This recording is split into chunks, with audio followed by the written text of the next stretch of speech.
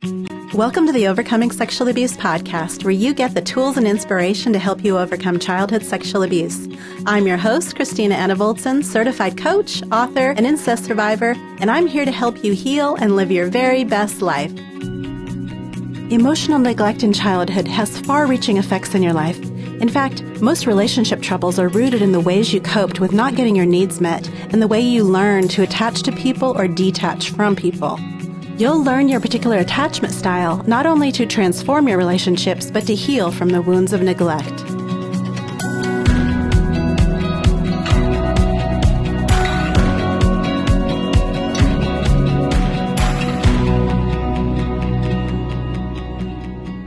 I was a few years into my healing when I had a friend I'll call Michelle.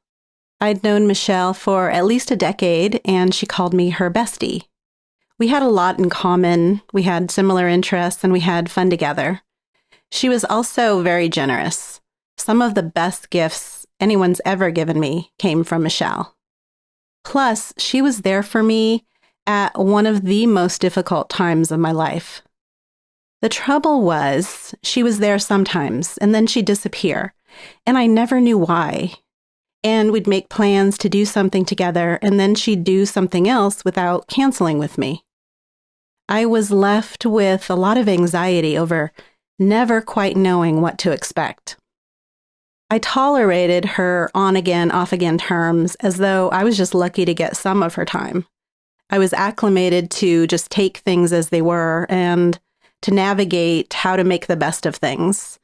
And in the past, I'd accused myself of being needy. I wanted too much. I expected too much. But this time, I was healing enough to really look at it instead of just blaming myself. And I realized that this relationship felt a lot like the one that I had with my mother. When I was a child, my mom was really good at taking care of some of my physical needs, but often showed impatience or frustration and resentment toward me as she was meeting those needs. Plus, she was emotionally distant. It's like she just had no connection with me at all, like she could take me or leave me. I never felt secure in my relationship with my mother, and I didn't feel secure in my relationship with Michelle.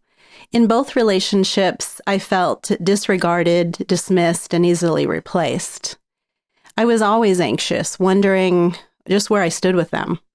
And I was confused because they did and said some things that made me hope for a stronger connection with them, but there were also a lot of other things that felt like they were keeping their distance.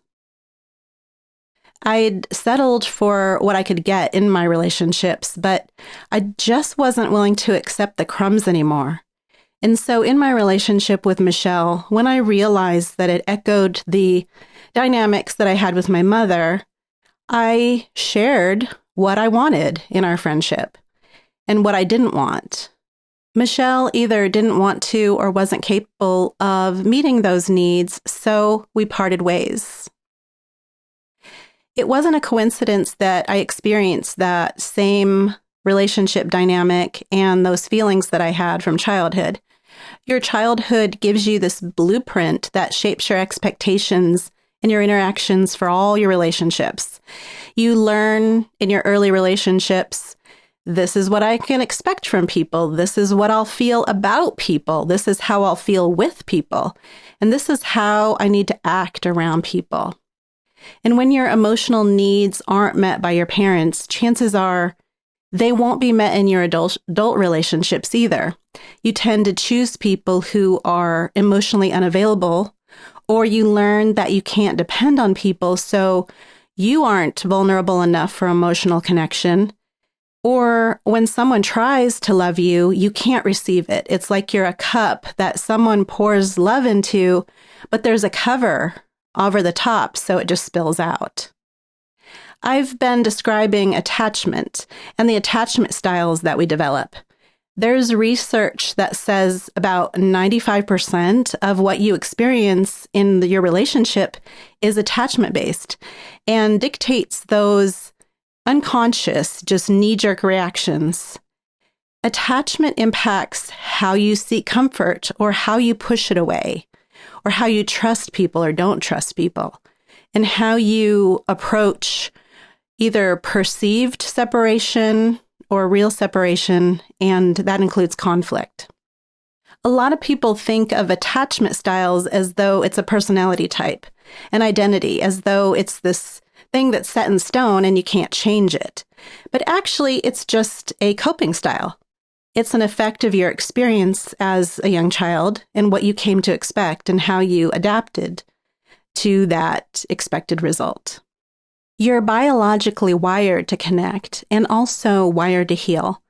No matter which insecure attachment style or adaptation you have, secure attachment is always possible. When you know your attachment style, you can learn new and healthier responses and behaviors. You may not fit neatly into some single category or attachment style, and that's okay. You can even have more than one attachment style. It's common to have distinct relationships and connections with the different people in your life and to respond differently in those relationships.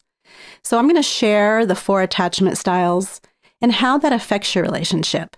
But first, you need to know what you were supposed to get and what that was supposed to give you, because that's a clue in how to heal. When a child is in physical or emotional pain, she cries to alert her parents, and the pain feels dangerous because if it's a hunger pain and the child isn't fed, she'll die. And if the pain is of being too hot or too cold, that could lead to death too. And if it's the pain of an older sibling maybe hugging her too tight, well, that could injure her, kill her. And that's dangerous. And emotional pain is the same. Emotional pain comes from that separation, that lack of connection from the parent. And that separation is dangerous because she can't survive on her own. So the baby is extremely vulnerable and completely dependent. And when she feels pain, either physical or emotional, that's very stressful. And her nervous system is in that dysregulated state of fight or flight. And so the child cries and the parent attends to the child's needs. But it's not just the physical needs that matter, because you can attend to a child in a rough or hurried way or an impatient or frustrated way. And that's not soothing to a child. That's not calming.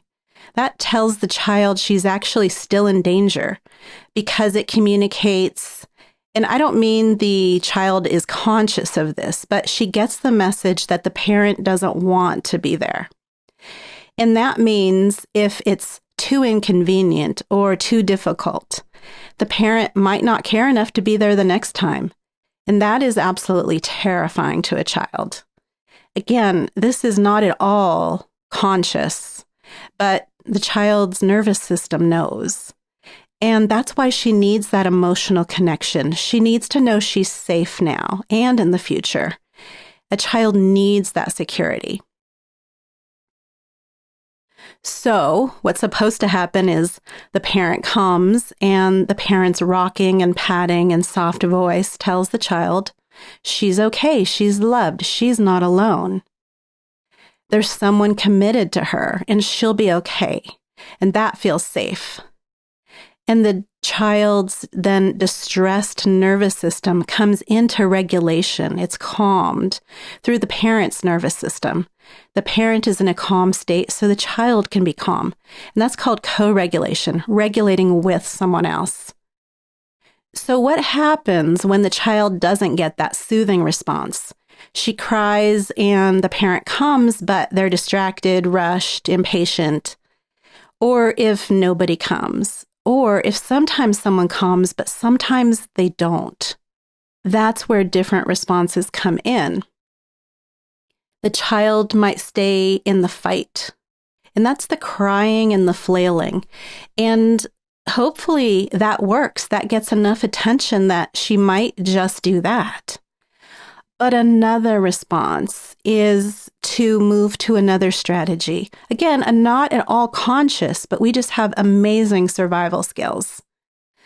And this is the freeze response. When her crying doesn't bring anyone, that she might learn that nobody's coming. And so she has to conserve her energy because crying takes up a lot of energy. So she doesn't cry. It doesn't matter anyway. Or she might try to be a good baby. And I use those air quotes around good. And she doesn't try to bother anyone.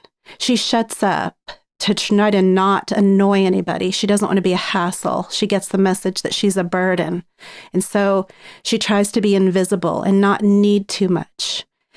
And she doesn't know when she'll be considered too much of a burden or when is the point that she'll be abandoned. And so you might remember the calm, regulated parent offers that calm regulation to the dysregulated child. And that means if your parent or parents were in the fight or flight or freeze response most of the time, they couldn't calm you. The fight or flight might manifest in a variety of ways. A few of them might be never sitting still or overworking, always having something to do, always having to be somewhere. And it might mean lots of yelling and sometimes even violence. There are many other ways that it can manifest. And then there's the freeze response. You might recognize that by addictions, by being checked out. And they can alternate between the fight or flight and freeze too. Like maybe they're alcoholics and are checked out most of the time, but also get violent when they're triggered. When it comes to attachment, the main question the child is implicitly asking is somebody nearby? Is somebody available and attentive to my needs? And that requires a mostly regulated parent. Attachment is based on the child's understanding of the parent's reliability as a source of comfort and security, especially when she's hurt and upset and sick or afraid. And that becomes how she sees people as reliable or unreliable. Are they a source of comfort and security? And so let's get into the variety of attachment styles and how your childhood impacted that and how that's impacting you now. We'll start with secure attachment. A little over half of adults have secure attachment. And if you have secure attachment, that means your needs were noticed and understood and met consistently. That means that your parents connected with you emotionally and they allowed a full range of emotions and they responded to your emotions. They modeled emotional connection within themselves and they modeled safe emotional expression. You learned the normalcy of conflict and rupture and repair. So there can be disconnection and then reconnection. And you learned the joy of play, and you were protected. If you had those things, then you felt understood and comforted and valued. Children who are securely attached usually transition into adulthood mostly regulated. They're mostly calm, knowing their worth and feeling positive and self-assured. They feel lovable and cared for and respected. They're able to be present and self-aware. They're alert and responsive to their own needs and able to express their needs. They tend to see the world as abundant, believing that their needs will be met. They feel equipped to handle conflict and stress more easily. They can address problems to repair and resolve conflicts. They can communicate clearly. They tend to be more trusting of others and feeling more positive about others and about relationships in general. And they're more comfortable with emotional intimacy and affectionate touch. They have an easier time creating long and meaningful relationships. And since secure attachment leads to exploratory behavior, they can afford to reach out and take risks. So they're more likely to try new things. They see problems as manageable. And they view stressful events as opportunities for learning. They aren't worried about rejection and they're not too preoccupied within a relationship. So that's secure attachment. And that's the aim. So let's talk about anxious attachment, which is about 20-ish% of the population. And if you have anxious attachment, that means you experienced on-again, off-again caregiving. Your needs weren't necessarily noticed or understood or met consistently. And your parents didn't connect with you much emotionally. Maybe they met your physical needs, but not your emotional needs. And maybe you were taught that only some of your emotions were acceptable. You learned that disconnection or conflict in a relationship wasn't safe, and you were unprotected. If you were mistreated that way, you likely fear abandonment and feel anxious, insecure, unlovable, or even undeserving of love. And children who are anxiously attached usually transition into adulthood having trouble staying self-regulated and are dependent on others to regulate them. Usually desperately want connection and have the feeling of not really being able to be close enough to someone. And so it might look like being clingy or jealous or possessive. And it might mean having just anxiety and insecurity when the other person is absent, or hyper aware of loss or potential loss, like signs of the other person pulling away. You might find yourself searching for cues as to how your behavior does or doesn't elicit some sort of response in the other person, studying them. And you might feel driven to receive lots of reassurance. Maybe you're prone to pushing the other person away with unrealistic demands or expectations. Maybe you use complaints or criticisms as this cry for connection. People with anxious attachment tend to believe in very limited resources, scarcity, and so they tend to fixate on only one person. They feel insecure and unsafe, so focusing on that connection seeking rather than pursuing their interests or growing or taking risks. And when in a relationship where the other person has stated that they don't want a serious relationship, you might play it cool as if it's wrong or bad or shameful to have feelings for the other person or to want something more. And you might say it's fine that they call when they have a need, but they just don't stick around. And you might find yourself imagining love where there is no love. You stay in the fantasy, stay in the hope of more. And keep in mind, this is all on a continuum, so you might recognize this in yourself, but it might not be this extreme. And I know a lot about this one in particular because I used to be a lot in this style of anxious attachment. And it's really heartbreaking too because it's so self-sabotaging. The thing you want the most, you end up pushing away. And that's because even the most generous, loving, kind person is going to feel suffocated by the needs and demands of that. And so you're dependent on the relationship to make you feel better. So when you're dysregulated, feeling afraid or insecure or sad, then you have to have that other person immediately. You have to talk to them immediately. You need them to make you feel better immediately. And you rely on the other person to calm you down. And that puts a lot of pressure on the other person. And a lot of the time, anxiously attached people are attracted to the wrong person, the one who is avoidant, the one who's unavailable or unattainable. And you just confirm that original belief that you learned in childhood that people don't want you or will leave you or that you're not lovable.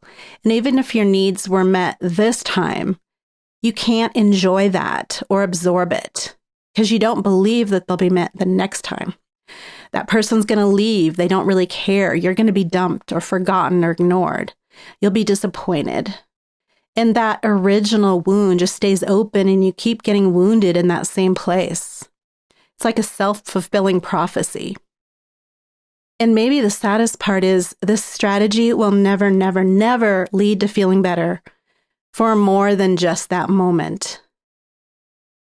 It's never going to feel like enough because you've already abandoned yourself. Remember, it's like that cup that I shared earlier, the cup that's being poured into, but there's a cover on the cup, so nothing gets in. There's a block to receiving love. And a part of that is not noticing caring behaviors because you're too focused on the threat of not having that love the next time. And the other part is that in anxious attachment, you've already abandoned yourself. So in a sense, you're getting a home delivery, but there's nobody there to open the door and accept it. And the abandonment is in trying to gain that connection with others and then ignoring your own needs and believing that only others can fill them. That's self-abandonment. So that's anxious attachment. Now let's talk about avoidant attachment, which is about 25% of the population. If you have avoidant attachment, you likely never had your needs met or almost never met. You weren't understood.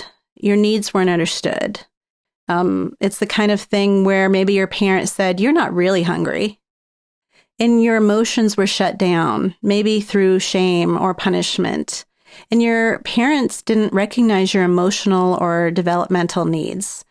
That might look like total neglect. Like I have a friend who describes it as being sent to run feral, left unprotected and unsupervised.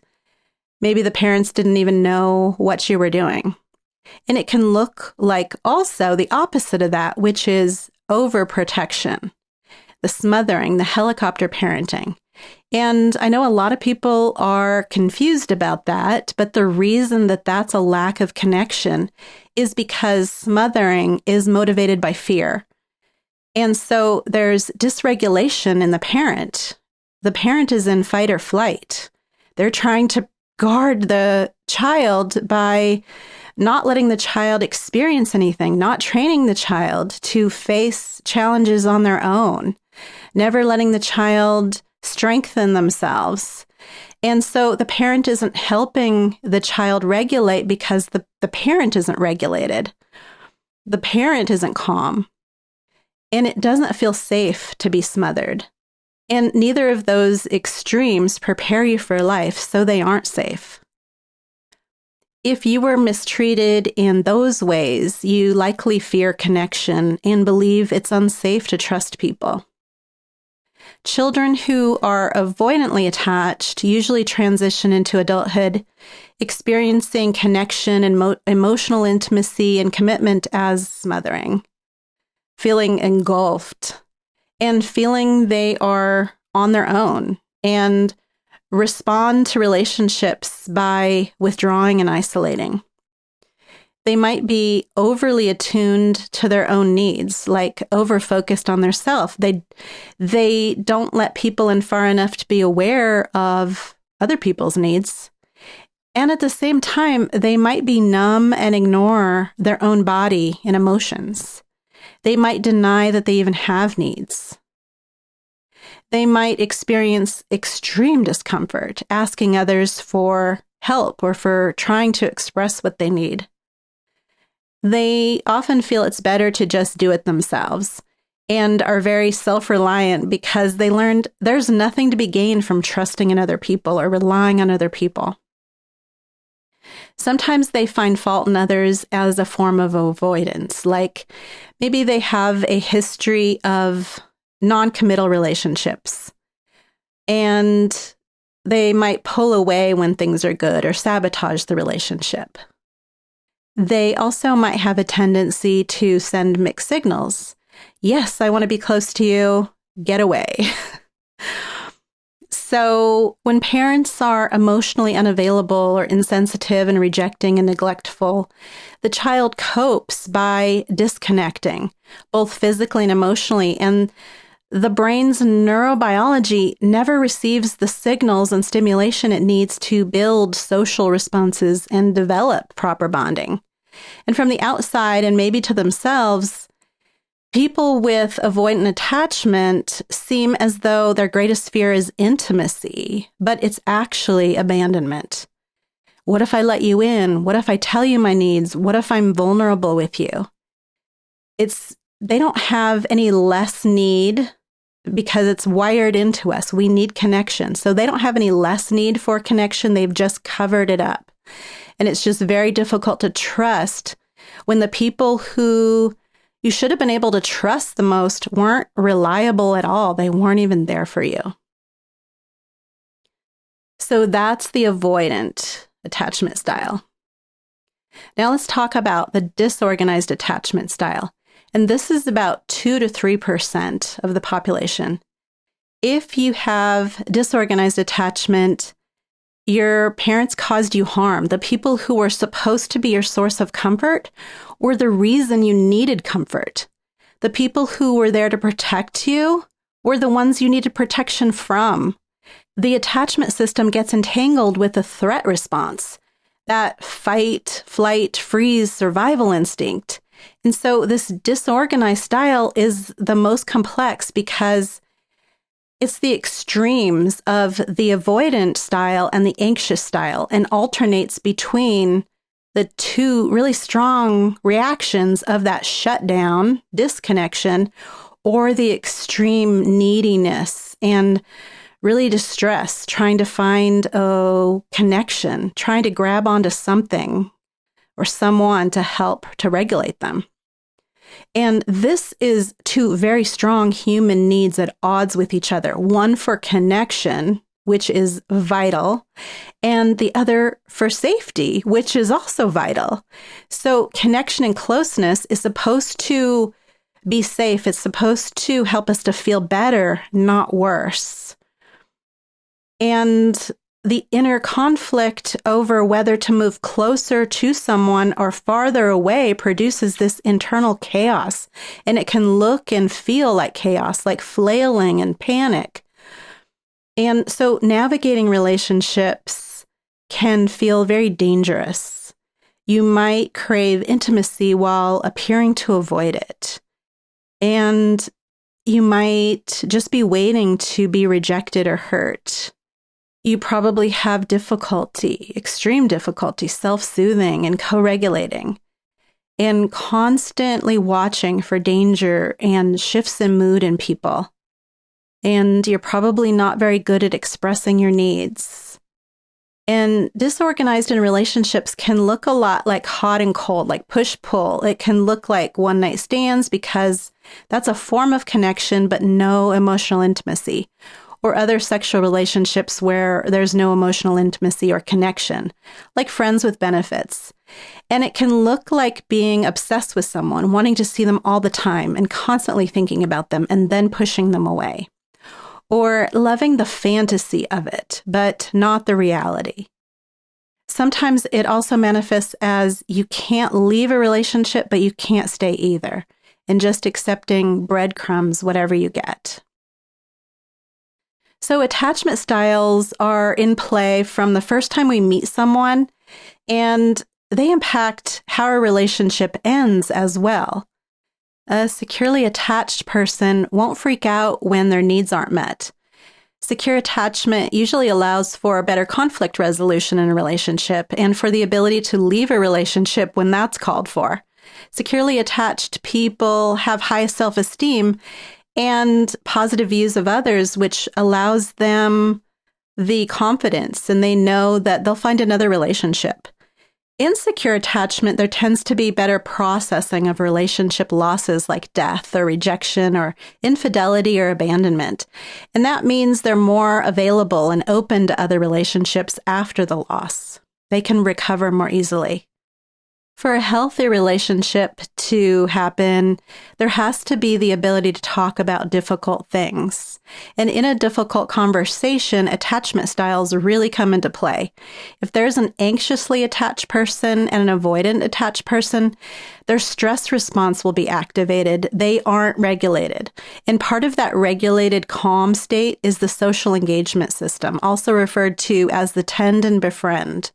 And so your empathy and compassion are accessed when you're in that calm, regulated state. So you really need to be regulated to connect. And the anxious attached person believes that they'll only be regulated when they feel connected to the other person. So they're going to try to stay engaged in conflict, even if the other person walks away. And that need to connect might look like attacking the other person, provoking them to come back, pleading or nagging.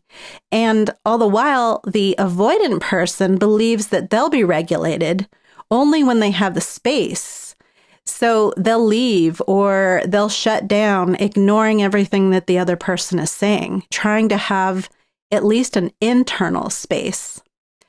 And they both need to self-soothe and have that time out, but then agree to have a specific time to come back together and to resolve things when they're calm. If you're disorganized avoiding, and remember, the disorganized goes from avoiding to anxious. But if you're in the avoiding part, you tend to, when you have this strong connection in a relationship, maybe you have this really amazing deep talk, and then you might withdraw and ghost the person, and the other person is thinking, oh, our relationship is deepening, it's getting so close, and then they don't hear from you for 6 weeks. And if you're the disorganized anxious, then your panic over someone pulling away will be even more extreme. And then avoidant attached people will often pair with anxiously attached people because part of them wants connection. They might be avoiding and holding someone at arm's length, but in their heart, they want connection. But it takes a lot of energy to maintain that casual, dismissive attitude toward this biological need that they have to connect.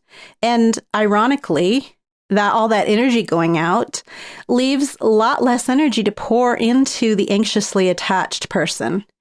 And it can amplify the fears in both people when that dynamic happens, because the avoidant person feels drained by the demands of the anxious person, and the anxious person senses the avoidant person pulling away and tries to cling on more tightly. And the anxious attached people are drawn to avoidant people because the avoidant people, in their self-reliance, they wear this mask of strength. They don't show their vulnerability. They don't express their needs. They just take care of themselves. They're very self-reliant, and that looks strong. And anxious people are always looking for co-regulation in another person, and the avoidant person appears regulated. But being shut down isn't regulated. Not the same thing at all. In trying to get their needs met, the anxious person's life becomes small and all about the avoidant person, who becomes huge in their life. And their dependency causes this repulsion on the avoidant person, and the avoidant person pulls away. And the anxious person tries to mend the separation through arguments and threatening to leave and ignoring them, acting busy, provoking jealousy, all kinds of manipulations to try to get that fix. And so the attachment styles prove their own beliefs. The avoidant says, see, I told you, connection is weakness. That person is so needy. And the avoidant person says, see, I knew you were going to leave me. And there's a tendency that when anxious people are in a relationship with securely attached people, it doesn't feel exciting enough because they're regulated. That's boring to them. The intensity is missing. It feels too stable. And also there's a sense of, I don't want to be a part of a team that I'm picked for. Because remember, there's the feeling of, I don't even know if I'm lovable. But if you can stay the course, you can change your attachment style. And being in a relationship with a securely attached person is very helpful in that. So avoidant people, another thing about them is they have fantasies about the ex, the one that got away. And it's a fantasy that it would be different because the fear of connection is still there and it wouldn't be any better this time around. But the fantasy itself is a safe type of connection. It's all in your imagination rather than in the messy reality. And love addiction is also about attachment style. It's mistaking intensity for intimacy. So recognizing all of those patterns can be really empowering. One thing to remember is that the person you're in a relationship with cannot fix this. Can a securely attached person be instrumental in healing? Absolutely. That's what my relationship with Don has been for me, really solid. He gave me a sense of safety because he didn't freak out when I did. He just kept on loving me and he stayed calm and he modeled healthy relationship dynamics and just refused to enter into those dysfunctional games. But he didn't do my work. Only I could do that.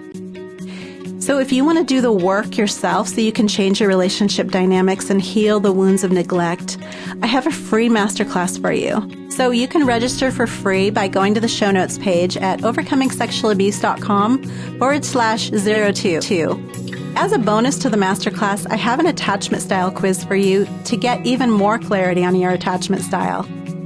Thanks for joining me today. I'm bringing you lots more on healing and self-care and boundaries and family and relationship issues. So be sure to subscribe so you don't miss any of it.